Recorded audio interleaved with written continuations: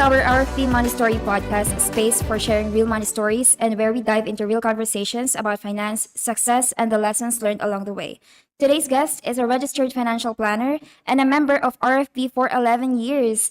Please welcome Ms. Jhoanna Ruiz. Good morning. Good morning. Hi. All right. So before we dive deeper into your RFP certification, let me just ask you first about your personal money journey or your financial mindset. So first thing is, what's your first memory of money and how did it shape your financial mindset? So my first deep memory of money was after college when I decided that I will pursue my further studies. So it was tough. Halos wala ako laging pera. And I'm always anxious. Um, I was only 19 at that time and I told myself that I will continue this up until my doctorate program because if I won't do this now, I might lose interest. And at that time, I really don't know what I was about to face. On top of the pressure of being good at my first job and, of course, being a well-performing graduate student. So, di ba after college, when after you graduate, you're on your own. You will start to shoulder your own expenses. And if you're a mindful son or daughter, you will also contribute to the household expenses. And for me, that would be the internet bill. So my first job was at Lyceum of the Philippines University, Cavite campus. I am a college instructor. And of course, I started with a very modest salary. So I would remember that there were a lot of times that every time that I would get my salary, it would go straight to paying for my tuition fee. And ang dami ring beses, I would remember that I would bring my own sandwich to lunch because I have to be frugal. And thank God, at the age of 24, natapos ko yung PhD ko. And that season really taught me two things. First is, you finish what you started, no matter how hard it is. And second is, the best investment that you can make is in yourself. So, all the lessons and the sacrifices from that time really shaped my financial mindset deeply. Okay, so you mentioned a while ago na your first salary, parang napupunta siya sa tuition fee. Is that for PhD or college na talaga? MBA and PhD. Okay. So when you were college, like college talaga yung bagets pa. My parents are still supporting me. But, di ba, in the Philippines, after college, you're on your own. Ikaw nang bahala. So, when I decided that I will continue this, wala nang support from the parents. So, Pero were you in college, how do you manage your money? Since coming from allowance siya. naturally, very frugal. So, I'm very thankful kasi yung lola ko yung babayad sa tuition fee and then yung parents ko sa everyday allowance. And just a typical college student who is not really thinking about, should I save up for this, for that? Because, of course, you're still depending on your parents. But after that, it's really different. So, But are you like a college student na kapag may nakukuhang allowance, iniipon hanggang sa magkaroon ka ng, savings on your own? yes. At the same time, yung baon ko kasi, kumbaga, sometimes sakto lang. LPU Cavite, and almost half of it goes to transportation already. So, if I would save up for something, matagal talaga siya. But yes, to answer that, I am very frugal and yeah, I save up if I want something for myself. I see. So growing up, what are your financial lessons na sana nalaman mo agad? Or something na you had learned earlier? Okay. I am still pretty young when I became an RFP. I'm 32 now. I'm only 22 when I became an RFP. And after I finished the program, I've tried a lot of things, a lot of savings and investing strategies. So let us try to recall and enumerate. I tried to invest. I became a co-investor for a small coffee shop business. At 22? Yes. Okay, interesting. Sa church yun. So, some of my church friends decided that they wanted to put up this coffee shop. The name is Coffee Books. So, that's the first one. Second, this is more on the saving side, but you can judge me here. This is, I tried to open an account to all the traditional banks here in the Philippines. I don't know. I just thought it's a good thing to do. I had two VUL policies. I tried stock market investing and I tried UITFs. So those were a lot. And just to clarify, those were just small amounts because I'm still very young and I'm still studying for my MBA that time. But I tried that because I thought being an RFP means that I need to know them all. I need to try them all and I need to look like someone who has it all together. So I was wrong because it's overwhelming. Now, if I could go back to answer that question, I will tell myself to do less but do it well. Kaya ngayon naniniwala ako sa principle na it's not about doing more things right, but it's about doing the right things more. Okay, so lahat ng yun nangyari nung 22 years old ka? Yes. Around Okay. 21, 22, 23. And Those years. then, did you surround yourself to someone na financially educated? Um, Or did you consult to someone? that was after the RFP program. So I was very much inspired by all our amazing mentors. That's why I was motivated. Okay, I'll try all this. Yun. Ano yung motivation mo? Bakit nag-invest ka at a very young age? Nag-stock market ka? Nag-RFP ka? Yeah, just like what I told you earlier, I became an RFP at a very young age, and I thought, since a lot of people are now asking me what's a good investment, so I thought the right thing to do is to try everything. Yeah, that's just my motivation, because I became an RFP and I gave this pressure to myself that okay, I have to try this because some people are counting on me now. They thought I'm giving a sound advice, so I can only give a sound advice if I will try them out. Yeah. So you opened a lot of bank accounts. And you mentioned na you think that it's a good thing. Ano yung good thing na yun? No, actually, going back, natatawa ako kasi pag-iisipin ko, ano nga ba yung reason? Bakit ko ginawa? I just really thought that kailangan meron ako dito sa lahat ng banks na to. I thought to compare at first, but actually, it's just the same. So, I don't have really a good answer to that. Okay, so that actually leads to my next question. If you consider yourself as a saver, spender, or investor? I would say I am all three.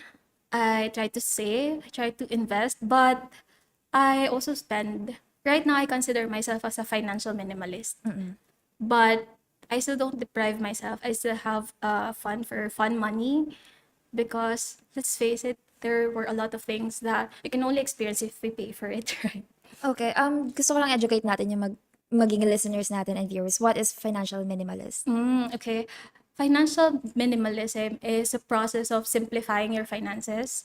It means only sticking to what is essential, and it also means that you spend based on your values. So it also means removing unnecessary expenses, eliminating your debt, or just maintaining few accounts. So ever since you started your career as a college instructor, right? Yun yung first job mo. Was there a turning point financially? I was still on that same season when I'm still starting out, and all the lessons from those mistakes didn't really sink in with me right away. Eventually, all those scattered efforts caught up with me, and I became this what I call an investment hoarder. And what I did for the turning point is I downsized. I let go of all those accounts. And yun nga, that's where financial minimalism take root for me. So ano yung changes nung nag-take down ka ng mga bank accounts? It's freeing. First of all, emotionally and mentally. Because before, I'm thinking about how can I see the return from this investment. I'm always stressed. And for example, for that coffee shop business, it failed. So there are a lot of source of stresses. If you are investing in a lot of things, ang dami mong kailangang isipin. And the changes is, it's just really freeing for me. I can sleep well at night. Yeah, that's it. Okay. So during your yung prime era mo when investing to something coffee shop, college instructor, and then nag-open ka ng maraming accounts. So I assume na that time nakakapag-ipon-ipon ka, but at the same time, it affects you mentally and financially, right? So what is the best financial advice na you get from someone or kahit sa book or nabasa mo lang na nag-a-apply pa rin siya or nag-instill pa rin siya in your financial mindset? This is not really finance focused, but one piece of wisdom that I carry with me came from Dr. Jordan B. Peterson, where he said that the better ambition comes from the ability to develop one's character instead of one's status or power. Status you can lose, but character you carry with you wherever you go. So I think it applies deeply to finance as well, because when it comes to investing or managing your money, you need to have the ability to really study and prepare before you risk your money. And second, you need to have a strong character to stay grounded no matter how the market conditions change. So at the end of the day, it's one's character and ability rather than one's status and power that will give someone financial freedom. Okay, so up until now, yan pa rin yung Yes. parang motto mo when it comes to finance. Mhm. Are you interested in financial field pa? Kaya ka nag-RFP and nag-invest at a very young age? Yes, very much interested, lalo na yung personal finance. Yeah. Okay. So, na-mention mo yung, kasi next questions will be about investments. And earlier you mentioned about investing to a lot of stuff. So, up until now, are you investing into something? Yes, but I only maintain two. First is stock market investing. More specifically, I do dividend investing. And I only hold three stocks, being a minimalist nga. So, more time to study them, right? Than having a lot. Another one, I'd rather keep private, but just a clue, I'm very risk averse now.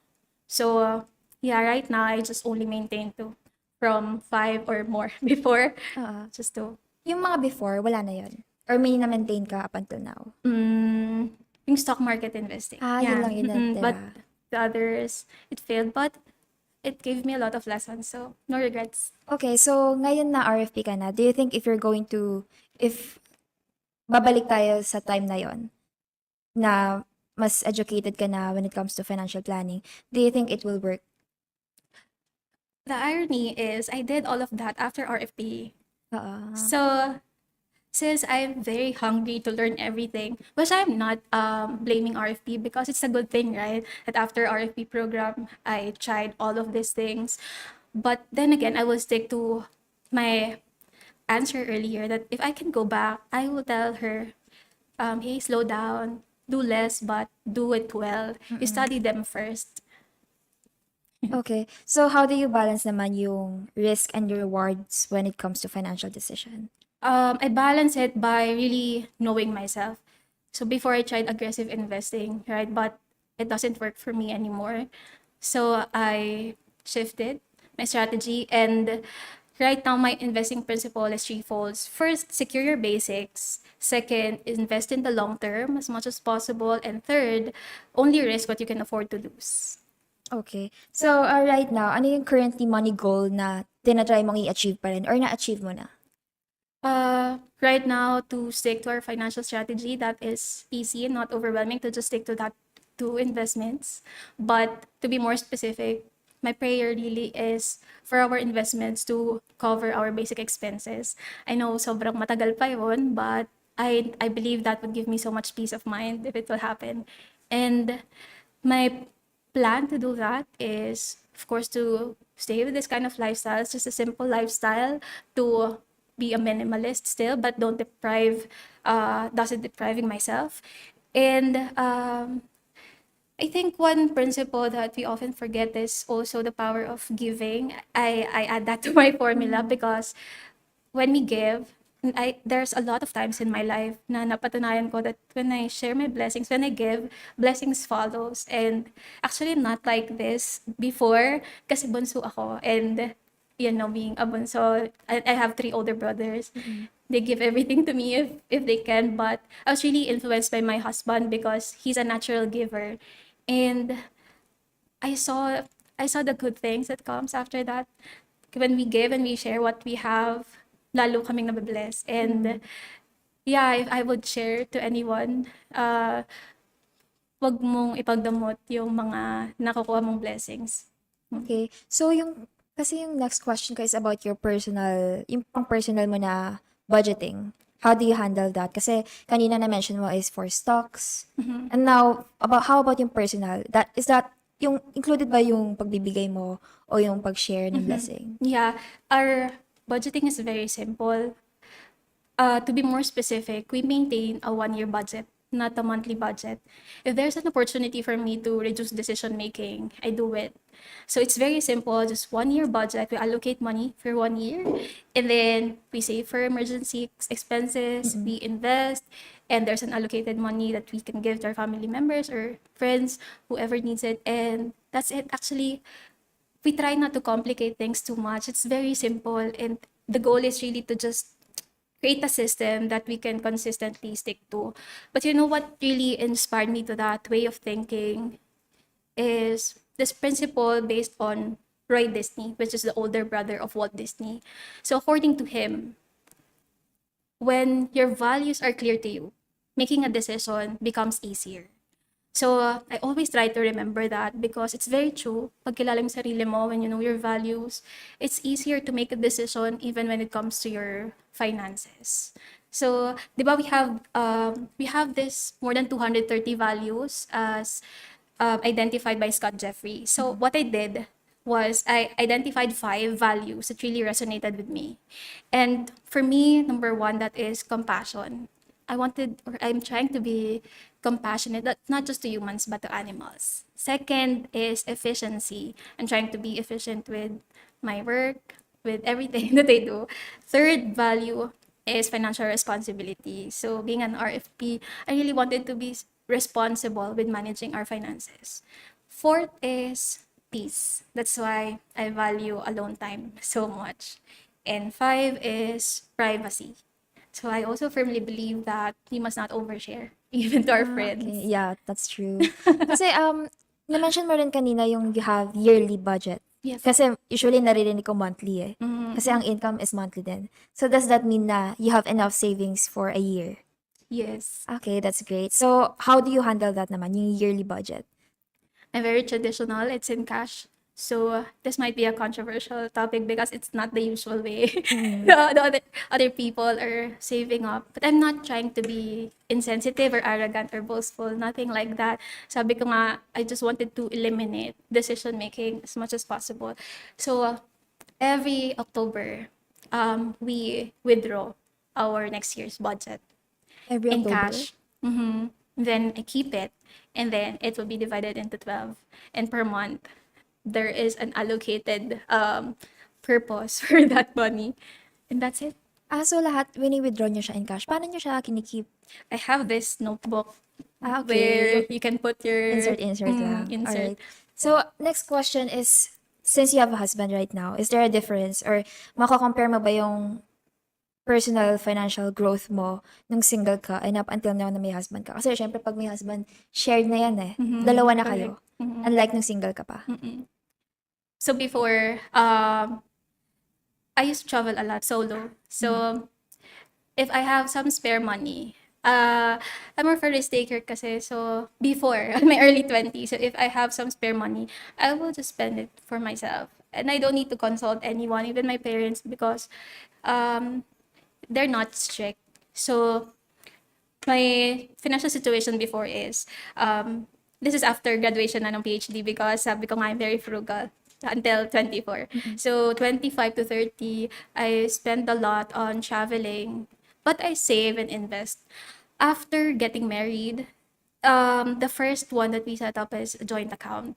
So we have that. We're both from a very matriarchal family. Ibig sabihin, yung mga nanay namin yung nag-handle ng money. So what happened was, he asked me, can you handle our finances? And being an RFP, of course, I'll handle that. But I want to be transparent, kaya joint account. So every month, we just get money from that allocated amount. And then he knows how much our emergency fund is. He knows everything because no matter what happened to both of us, transparency is important, right? So the difference is before I only think about myself. Now I also think about him. And as the Bible says, you submit to your husband, right? So I don't concede anything from him. We have 2 cards, so it's a joint account and it's an or, not an and. So anyone can withdraw. So yun. Okay. So, since ikaw yung RFP, is your husband is also open when it comes to finance? Or ikaw lang talaga yung parang accountant sa household nyo? Basta ganito kasi, every month there's an allocated money for food and other expenses, bills, money that we share. Meron kaming money for date nights, pero hindi naman sobrang laki, just to enjoy once in a while. And we have separate allowances. So every month I just give him his allowance and he doesn't ask me anymore, saan ba tong napunta? No, walang ganun sa amin. We trust each other so much. And yeah, I'm very blessed because just every month he's just waiting for his allowance. I see. So, do you consider naman na, parang i-welcome ni si husband sa RFP just in case? If he wants to, yeah, of Pero course. napag-usapan niya yun? No, because he's so much into music and into video editing. That's his job, video editing. So, he has a lot of interest. And kapag napag-uusapan yung pera, lagi yung sabi, ikaw na yan. Do you have your own business or stocks talaga? Stocks lang. So parang, kasi parang, are you self-employed? Yes. Does that mean na you're more focused on stocks talaga? No, so I'm registered now in BIR as self-employed, and I have a main client which is from overseas. I work from home. I'm a corporate operations coordinator. Okay. And for passive income, the stock market investing, and sometimes I get invited to speak. And yeah, those are my sources of income. Okay, Those so you mentioned na nai-invite ka sa mga events. What do you usually talk about? You know what? This is one thing that I really wanted to talk about. Maybe just an opportunity also, because for 11 years, I have experienced a lot of things that I never thought I would experience if I didn't become an RFP. For example, I became a resource speaker at the national conference for all the cooperatives here in the Philippines. So I talk about personal finance.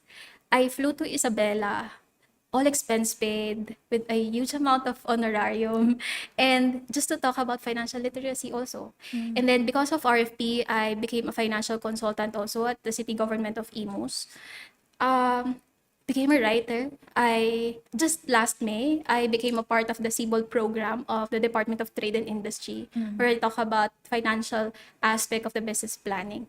And I can't remember everything else because it's been 11 years, but I'm so blessed because I don't think those things will happen if I don't carry the RFP badge. So parang, ewan ko, ikaw yata yung youngest na na-interview ko so far na ang tagal sa RFP. Now let's talk about being an RFP. What motivated you? Kasi you start 22? Yes. What motivated you to join RFP? Um, that was 2014 when Mr. Randall Tiongson visited our church. And that time he was promoting his book, No Nonsense, where he talks about personal finance and the RFP program. And I became very interested. And I think when you're young, you're very much of a risk taker. You don't overthink things. So I just enrolled. But I remember I have a dilemma that time. Bilang bata pa nga ako, I'm really afraid to go to Manila alone. So duwag ako magbiyahe. So what happened was, my father would accompany me every Saturday to Crown Plaza. So he will wake up at 4 a.m., babiyahe kami.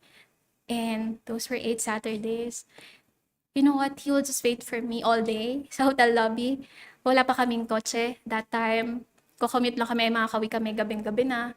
So, what I'm trying to say is, I think I was motivated by my desire to learn talaga. But if it weren't for my parents' support, I wouldn't become an RFP at a very young age. Okay, so parang may parent support din yung pag-join mo ng RFP. Yes, imagine, sasamahan ako and then From Cavite. Oo, 8 hours maghihintay lang siya sa may lobby. So, I really appreciate that. And until now, I always tell that story na my parents are one of a kind. Yeah, actually, ang napaka-supportive nila in fairness. I'm a menopausal baby. So, ano na sila ngayon? 72. Bunso ako. And, ayun, siguro that's why I'm a bit, kumbaga, sobrang protective sila sa akin. Pero yung brothers mo, are That's- they also exposed to finance? No, So, hindi. ikaw lang talaga. Do you, I don't know, parang educate them financially or share your knowledge about finance to them? Yes, of course. So, yung isang kuya, teacher din siya before. By the way, I'm an educator for 11 years. Kaka-shift ko lang ng career. So, sa akin sila nagtatanong, is this a good investment? But the difference now is, before, if you would ask me, I would go the extra mile to study them and to try them out. But now, if I don't know something, I'm not afraid to say I don't know anymore. So, yun, I think it's part of being a financial minimalist that you are only comfortable with sharing what you really understand. If you don't know something, don't be afraid to admit that, I'm sorry, I don't have an idea. So, yun. Okay, so for 11 years na RFP member ka, is there a specific lesson na nag-instill pa rin sa'yo up until now? During your, I don't know, presenting your paper? I have learned so many things from RFP, but I think one realization stood out. I think this is something that is intrinsic, something that I didn't learn from the 8 modules, something that I just learned along the way. And that is the realization that finance is deeply personal. And that being personal, it means that every RFP graduate comes away with a different takeaway. And for me, that is real wealth is not about having more, but it's about needing less and becoming more. So financial minimalism is not about depriving yourself, but it's about being content with what you have. And when you need less, you worry less. And when you worry less, you live more. And I think living more is what's most important. Okay, so right now, how did RFP shape you or shift you in financial growth?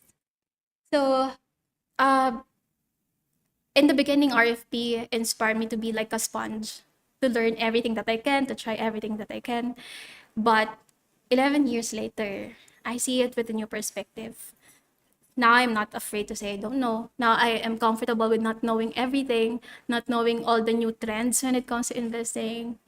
And I think RFP helped me a lot in navigating that shift because since I know the basics already. I have this foundation already from what I've learned from the program and from all the mistakes that I've made before. Now it's easier for me to make a decision to just stick to what I think works and to let go of everything that doesn't. Okay, do you recommend ba yung RFP to other people na mag-join sila kasi it change your life financially, ganun? Yes, especially join while you're young because and um take the opportunity while you have more time, just like what I did, because I'm not sure, maybe if I started at a later age I wouldn't experience all those opportunities. And I think what sets me apart before, that's why they get me as a speaker, is your market is bigger. So for example, since I was young, when we talk about financial literacy, I can navigate kids' financial literacy, teens' financial literacy. So you have a lot of avenue. So I would advise that you start young. Okay, so you mentioned na may direct client ka, di ba? Yes, Is that also related to finance? yes, actually, she's a CFO, and we do bookkeeping for law firms. So yeah, I handle the corporate operations in the company. But it's not really personal finances ng Ah, business. okay, It's so parang still, hindi ka nagbibigay ng advice hindi. when it comes to finance. Okay, so right now, for our viewers and listeners, what is the most valuable lesson that you can share na you can instill to their minds na ganito yung gawin aside from start financially at a young age? Three things. First is know yourself, know your values. As Roy Disney says, when your values are clear to you, making a decision becomes easier. Second is don't compare yourself to other people. I know it's hard. It's very, very hard. But I also believe that it's doable. Just curate your environment where jealousy and envy can take root. And third, keep your life and your finances in order because order is the antidote to chaos. And when your finances are in order, you will experience peace, and peace is priceless. Are you at peace na, right? In terms of finance? Yes, very much. But not because I have enough, but I do think I'm not anxious anymore, just like before. And I think um, peace happens not because you don't have expenses anymore. It happens because you're not anxious anymore. And I'm very blessed because I have learned or I have experienced all those things before. So right now I am in the position na I found the secret strategy. Kumbaga, I know what works for me, and I'm sure it will not work for anyone. If I would leave one thing, I think for me, financial minimalism really works to just maintain to investment, to have this kind of saving strategy. I'm very blessed that I found that strategy because that's what really give me peace. And for others, and I recognize that it's not what they want. They want to try a lot, but for me, that's what works, and I'm very thankful. Right, that's very great to hear. Before we wrap this interview, do you have any social media accounts or public accounts that you can promote? I am Jhoanna Ruiz, PhD RFP, both in Facebook and Instagram. So if anyone wants to reach out, that's the best way. All right, thank you so much for. And that's a wrap on today's episode. Thanks for tuning in. If you love diving into money stories as much as we do, make sure to follow us on Facebook, YouTube, and Spotify, or visit our official website at rfp.ph for more financial insights. Until next time, keep chasing those money moves.